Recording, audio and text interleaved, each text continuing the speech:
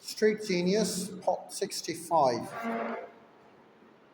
Giving up that lifestyle threatened his identity too much. The party guy was all he knew how to be. To give that up would be like committing a psychological harakiri. We all have values for ourselves. We protect these values. We try to live up to them and we justify them and maintain them, even if we don't mean to. That's how our brain is wired. As noted before, we are unfairly biased towards what we already know, what we believe to be certain. If I believe I'm a nice guy, I'll avoid situations that could potentially contradict that belief. If I believe I'm an awesome cook, if I believe I'm an awesome cook, I'll seek out opportunities to prove that to myself over and over again. The belief always takes precedence until we change how we view ourselves, what we believe we are and are not. We cannot overcome our avoidance and anxiety. We cannot change. In this way, knowing yourself or finding yourself can be dangerous. It can cement you into a strict role and settle you with unnecessary expectations. It can close you off to an inner potential and outer opportunities. I say, don't find yourself. I say, never know who you are because that's what keeps you striving and discovering. And it forces you to remain humble in your judgments and accepting the differences in others. Kill yourself. Buddhism argues that your idea of who you are is an arbitrary mental construction, that you should let go of the idea that you exist at all. That arbitrary matrix by which you define yourself actually trap you, and thus you're better off letting go of everything. In a sense, you could say that Buddhism encourages you to not give a fuck.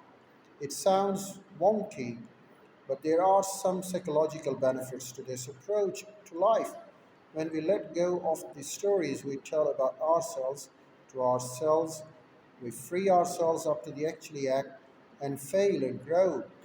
And someone admits to herself, maybe I'm not good at relationships, then she is suddenly free to act and end her bad marriage.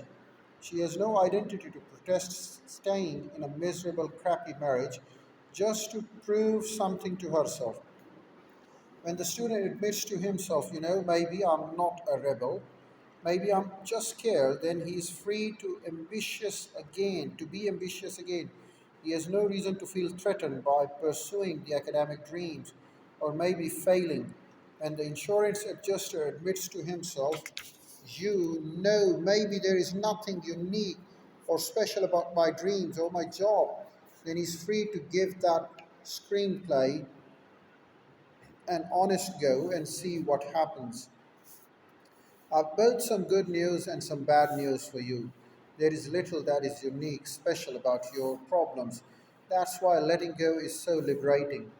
There is a kind of self absorption that comes with fear based on an irritational certainty when you assume your plan is the one that's going to crash or that your project idea is stupid one everyone is going to laugh at, or that you are the one everyone is going to choose to mock or ignore, you are implicitly telling yourself, I'm the exception. I'm unlike everybody else. I'm different. I'm the special person. The narcissism, pure, simple, you feel as though your problem deserves to be treated differently and your problems have some unique math or to them doesn't obey the laws of physical universe. My recommendations: don't be special, don't be unique. Redefine your matrix in mundane and broad way. Choose to measure yourself not to be a rising star or an undiscovered genius. Choose to measure yourself not as a horrible victim or dismal failure. Instead, measure yourself to be more mundane identities and a student partner, a friend, a creator.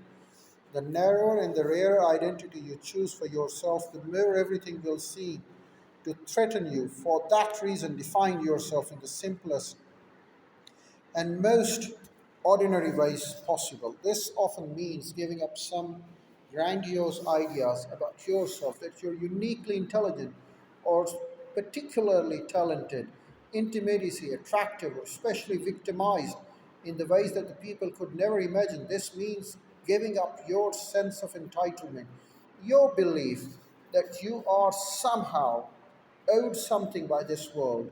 This means giving up the supply of the emotional highs that you've been sustaining yourself on for years, like a junkie giving up the needle.